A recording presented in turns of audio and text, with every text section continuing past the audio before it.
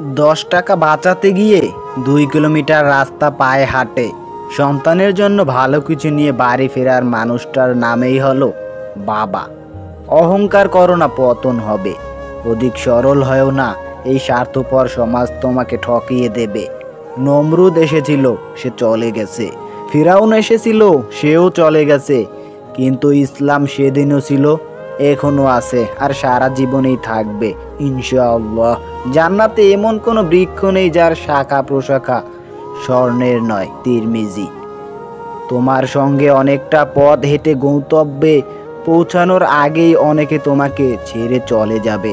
বাকিটা পথ তোমাকে একাই যেতে হবে। মানুষ কাঁদে, তার মানে এই নয় যে সে দুর্বল। সে কাঁদে কারণ সে তার সহ্যের সীমা পর্যন্ত কঠিন সময়টাই ছিল যা সে পার করতে পেরেছে।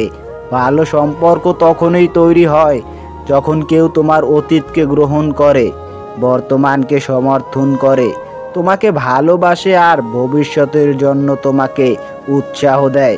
বুদ্ধিমানরা পরবর্তী প্রজন্মের কথা চিন্তা করে কাজ করে, আর বোকারা পরবর্তী ছুটির দিনের কথা চিন্তা করে তারপর কাজ করে।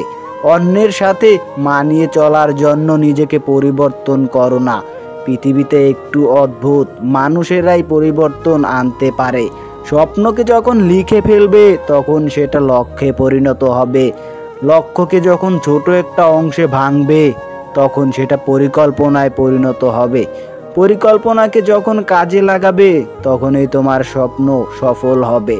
শুধুমাত্র কাজটা কঠিন মনে করে কোনো সুযোগ পেছনে ফেলো না। কেউ না কেউ এই কাজটা করেছে, তার মানে এটা অসম্ভব নয়।